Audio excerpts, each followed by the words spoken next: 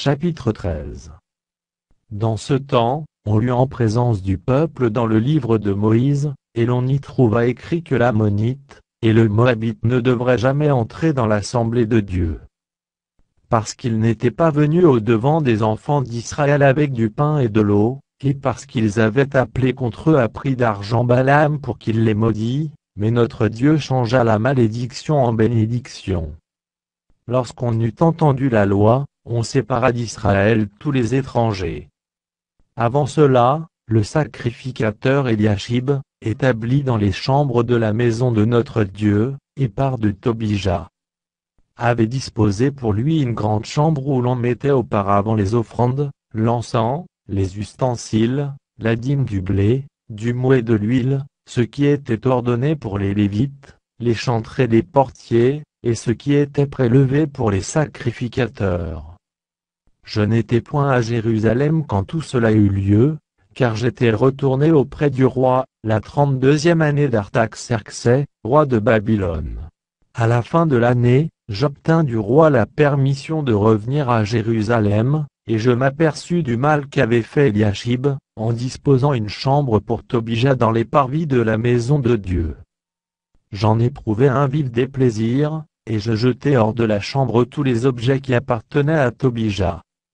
J'ordonnai qu'on purifiât les chambres, et j'y replaçai les ustensiles de la maison de Dieu, les offrandes et l'encens. J'appris aussi que les portions des Lévites n'avaient point été livrées, et que les Lévites et les chantres chargés du service, s'étaient enfuis chacun dans son territoire. Je fis des réprimandes aux magistrats, et je dis pourquoi la maison de Dieu a-t-elle été abandonnée? Et je rassemblai les Lévites et les chantres, et je les remis à leur poste. Alors tout Juda apporta dans les magasins la dîme du blé, du mou et de l'huile. Je confiai la surveillance des magasins à Shélémia, le sacrificateur, à Tsado, le scribe, et à Pedaja, l'un des Lévites, et je leur adjoignis Hanan, fils de Zakur, fils de Matania, car ils avaient la réputation d'être fidèles. Ils furent chargés de faire les distributions à leurs frères. Souviens-toi de moi, ô mon Dieu, à cause de cela, et n'oublie pas mes actes de piété à l'égard de la maison de mon Dieu, et des choses qui doivent être observées. À cette époque, je vis en Juda des hommes foulés au pressoir pendant le sabbat, rentrer des gerbes, chargés sur des ânes même du vin, des raisins et des figues, et toutes sortes de choses, et les amener à Jérusalem le jour du sabbat, et je leur donnai des avertissements, le jour où ils vendaient leurs denrées.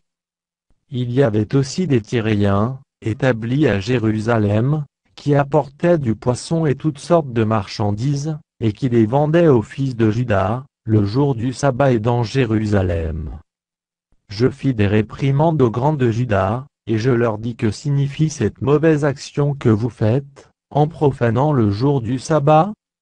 N'est-ce pas ainsi qu'ont agi vos pères, et n'est-ce pas à cause de cela que notre Dieu a fait venir tous ces malheurs sur nous et sur cette ville? Et vous, vous attirez de nouveau sa colère contre Israël, en profanant le sabbat. Puis j'ordonnai qu'on fermât les portes de Jérusalem avant le sabbat, dès qu'elles seraient dans l'ombre, et qu'on ne les ouvrît qu'après le sabbat. Et je plaçai quelques-uns de mes serviteurs aux portes, pour empêcher l'entrée des fardeaux le jour du sabbat. Alors les marchands et les vendeurs de toutes sortes de choses, passèrent une ou deux fois la nuit hors de Jérusalem. Je les avertis, en leur disant pourquoi passez-vous la nuit devant la muraille? Si vous le faites encore, je mettrai la main sur vous. Dès ce moment, ils ne vinrent plus pendant le sabbat. J'ordonnai aussi aux Lévites de se purifier, et de venir garder les portes pour sanctifier le jour du sabbat. Souviens-toi de moi, ô mon Dieu, à cause de cela, et protège-moi selon ta grande miséricorde. À cette même époque, je vis des Juifs qui avaient pris les femmes asdodiennes, ammonites, moabites. La moitié de leurs fils parlaient l'asdodien, et ne savaient pas parler le juif. Ils ne connaissaient que la langue de tel ou tel peuple.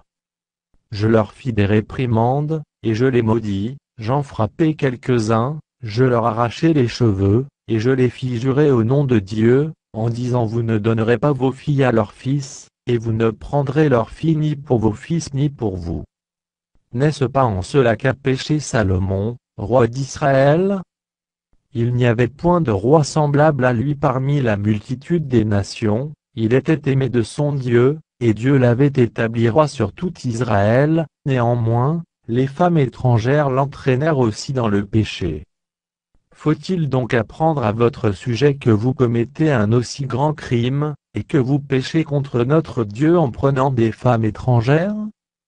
Un des fils de Jojada, fils d'Eliashib, le souverain sacrificateur, était gendre de Sambala, l'Horonite. Je le chassai loin de moi. Souviens-toi d'eux, ô mon Dieu, car ils ont souillé le sacerdoce et l'alliance contractée par les sacrificateurs et les Lévites. Je les purifiai de tout étranger, et je remis en vigueur ce que devaient observer les sacrificateurs et les Lévites, chacun dans sa fonction. Et ce qui concernait l'offrande du bois aux époques fixées, de même que les prémices. Souviens-toi favorablement de moi, ô mon Dieu.